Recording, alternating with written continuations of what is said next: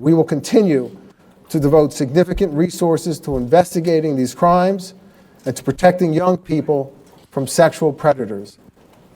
And now I would like to invite Bill Sweeney up to the podium. Thanks, Jeff. Good morning. Preserving the innocence of children is one of the most important responsibilities we carry as adults. Purposely failing children in any way is not an option. And yet there are some in society who have chosen to blatantly disregard this responsibility, using whatever means they have at their disposal to lure children into a life which they should never have been exposed.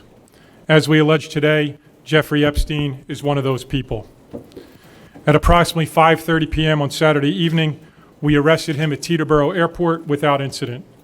Epstein has been charged with 1 count each of sex trafficking and sex trafficking conspiracy.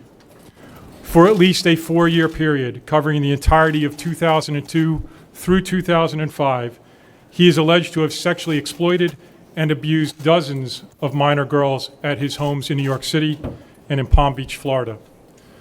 The girls were recruited in a variety of ways, usually by employees of Epstein and sometimes by fellow victims.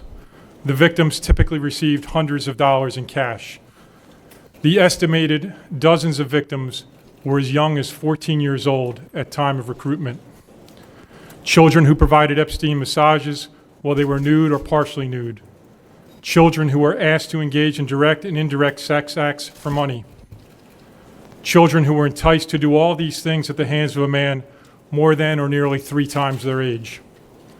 Those who have been victimized by child sexual predators are frequently haunted by memories of these crimes well into their adulthood, often for the rest of their lives. They bear the burden of someone else's criminal behavior. Too often, adults in our society have turned a blind eye to this type of criminal behavior alleged here. We have seen the excuses, the ignorance of many who didn't even bother to understand that this behavior is a persistent scourge against our society's vulnerable youth, and the willful blindness as to who the real villains are in this type of outrageous crime. The villains are the adult perpetrators, not the children. Victims of child sex trafficking come from all walks of life. They are our neighbors, our students, young adults looking for help, vulnerable foster children. The list goes on and on and on. To the victims who may be listening or get word of today's charges, the team standing here before you represents FBI special agents, NYPD detectives, analysts, victim specialists, prosecutors, who make it their mission to listen to every individual who's been exploited and to advocate for the most vulnerable among us. We are parents, we are community members, we are human beings. But as an FBI special agent and the head of this office, I have the privilege to represent and stand among many who make it our mission to put predators behind bars where they belong, regardless of the predator's power, wealth, or perceived connections. Today, I'm asking everyone to take a good look at this man. If you have been victimized in any way, or if you are somebody who has any additional information about his alleged illegal behavior, we want to hear from you.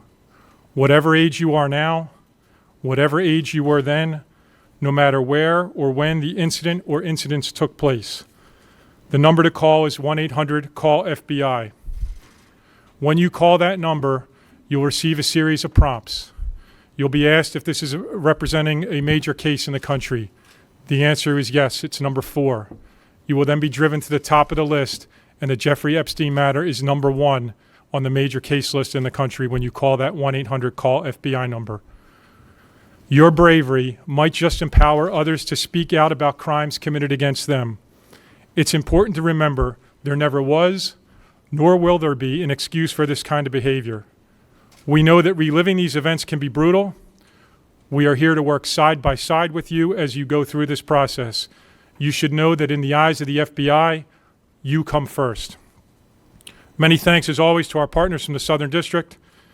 Our partnership with the NYPD on this case and so many others has been phenomenal.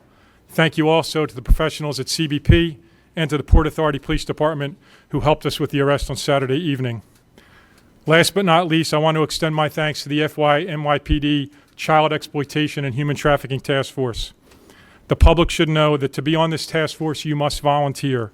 The work is agonizing, but it is one of the most noble missions our agencies can engage in, and we engage in it together. Thank you.